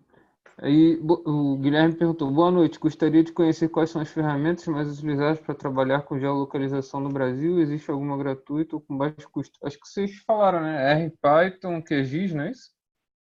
São as principais utilizadas, né? Existem algumas empresas que fornecem ferramentas, tem várias aí, eu não quero ficar falando também de tipo Cognatus, GeoFusion, Economapas, Urban System, Geografia de Mercado, existem várias no mercado, que existem plataformas via sistema SaaS, né, de aluguel, tem uma assinatura, você aluga, ele já tem uma plataforma via web que você permite fazer análises espaciais usando essas ferramentas também. Algumas. Aí a questão do custo, gratuito eu não conheço nenhuma dessas, que são de mercado, são pagas. O custo vai variar muito das funcionalidades, da relação com a empresa. Do que você, eu quero só uma região, eu quero vários tipos de dados, eu quero subir meus dados também. Cada isso vai influenciar no custo dessas ferramentas, dessas ferramentas de empresas de geomarketing. Mas hoje em dia, com a disponibilidade de dados que tem também na internet, os dados do IBGE é gratuito. O trabalho, às vezes, que tem é o trabalho de organizar esses dados, de montar essas bases de dados. Mas uma vez feita, depois é mais tranquilo. Com esses bons dados que se tem, muita coisa que se tem gratuita, dá para se trabalhar muito fácil. Com QuantoGIS, QGIS, com R ou com Python, por exemplo, é tranquilo. As comunidades dos dois softwares que, não sei se são, Marcos me corrija, acho que mais os dois softwares gratuitos mais utilizados, software de geoprocessamento de sistema de informação geográfica, o QuantoGIS, o QGIS e o GVSIG, né? Acho que são os mais... Os gratuitos são exatamente o QGIS e o GVSIG. O QGIS, ele é muito bom, tá? A comunidade é grande, tem bastante vídeo na internet, é bem legal, assim. Vou digitar para vocês. Dá para integrar, né, com Python e R, né? Isso. Ó, deixa eu digitar aqui. E tem também, dá para integrar com o banco de dados também, né? Se eu não me engano, PostgreSQL, né? Isso, o QGIS, o que acontece? É aquela coisa que eu comentei, né? O tempo é escasso. O QGIS, ele é uma ferramenta que ele é um front-end, ele é uma ferramenta desktop que ele conecta o que vocês quiserem, tá? Ele tem janelas para trabalhar com R, cuja visualização se dá dentro do QGIS, por exemplo, tá? Você pode fazer modelos em R, desde que os pacotes R estejam instalados, então ele vai fazer a conexão com R instalado, e você consegue rodar R dentro do QGIS. Ele já tem Python nativo, então é um pacote de Python do próprio QGIS para você trabalhar. Ele, por exemplo, consegue conectar com PostgreSQL, né? Então, PostgreSQL é um banco de dados, e aí ele tem uma extensão espacial chamada PostGIS, e você consegue fazer a conexão. Ele conecta, por exemplo, via ODBC vários bancos de dados quando você quer trazer algo tabular e trabalhar com geoprocessamento dentro dessa plataforma aí QGIS. Ela é totalmente gratuita, né? Então, eu hoje entendo que o QGIS é o maior software gratuito do mundo para trabalhar com a base de geoprocessamento, né? Ele é mais point-click, justamente por um ponto que eu comentei no começo, que aí eu vejo uma vantagem particularmente disso, que o dado espacial ele é um dado muito visual. Então, às vezes, você precisa ajeitar uma fronteira. Em vez de você via fazer hardcode, modifica as coordenadas que estão em posição x1, y1 para x2, y2, você fazer isso N vezes em forma de escala, é mais fácil você olhar de forma visual. Então, existem algumas características espaciais, como topologia, que isso ajuda. Então, as ferramentas, por exemplo, o próprio Maurício falou, eu estou escrevendo aqui, o QGIS, o R e o Python, né, são as ferramentas principais. Do R, existem N pacotes, tá? Mas para trabalhar com dado espacial, utilize esse cara aqui, e do Python, utilize esse aqui, ó.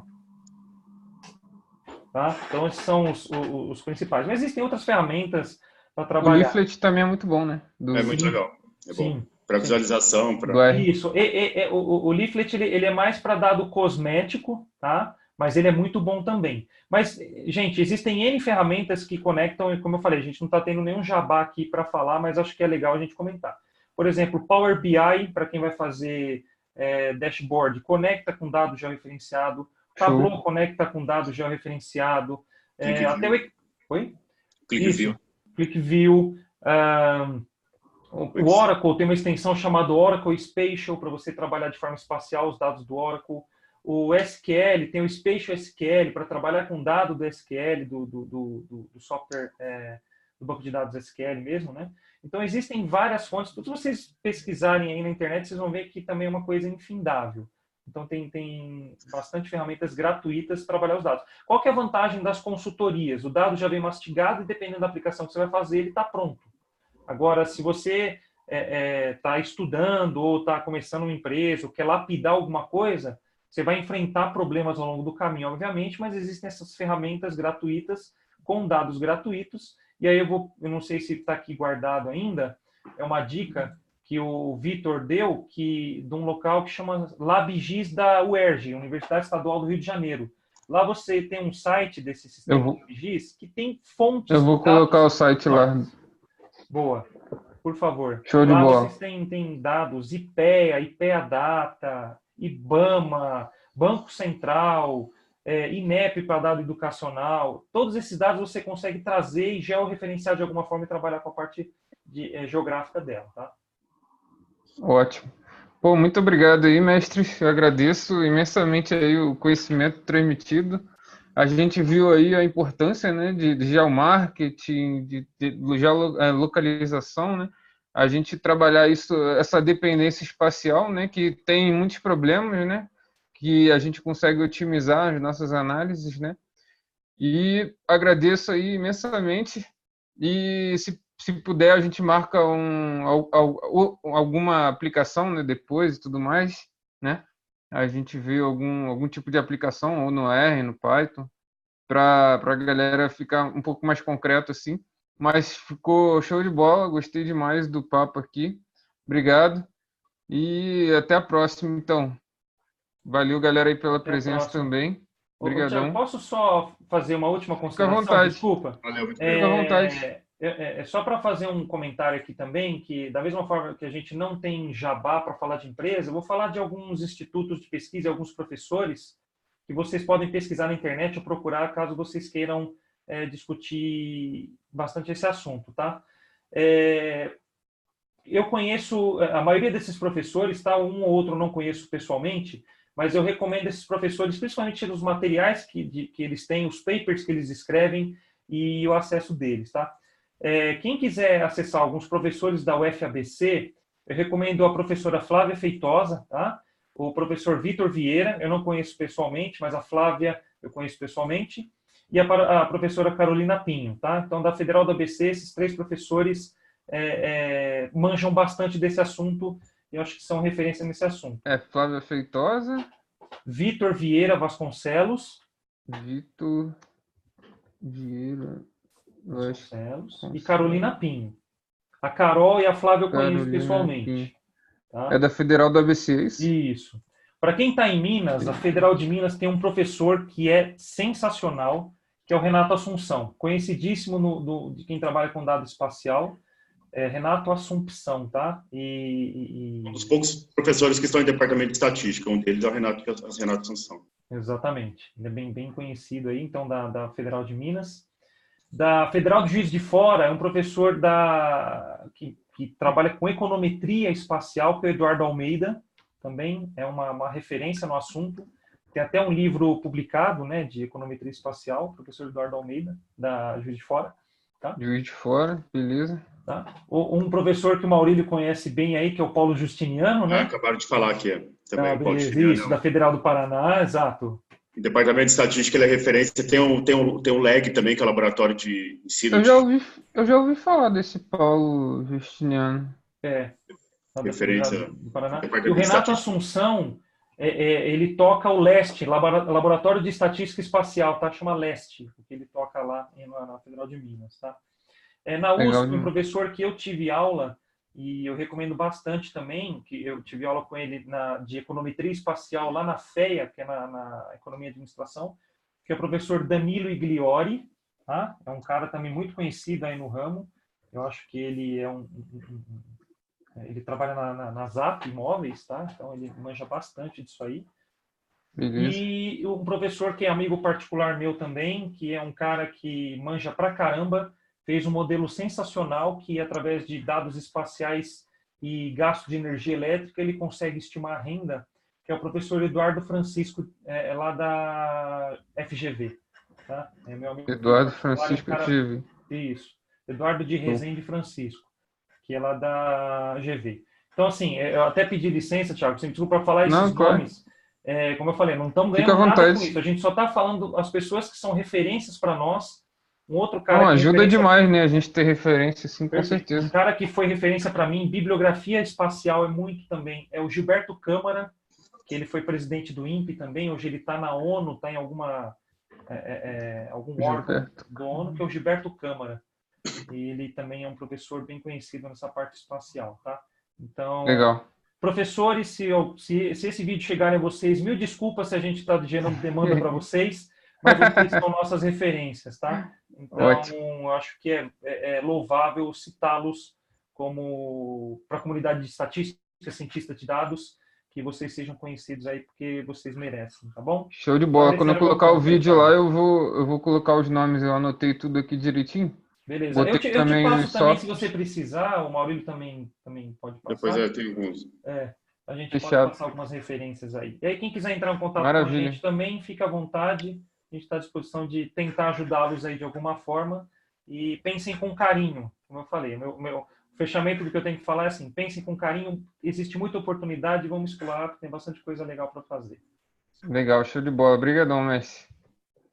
Muito obrigado, Thiago. Obrigado, pessoal. Valeu, gente. A gente que agradece. Um abraço a todos. Valeu, tchau, tchau. Falou, pessoal. Tchau, tchau.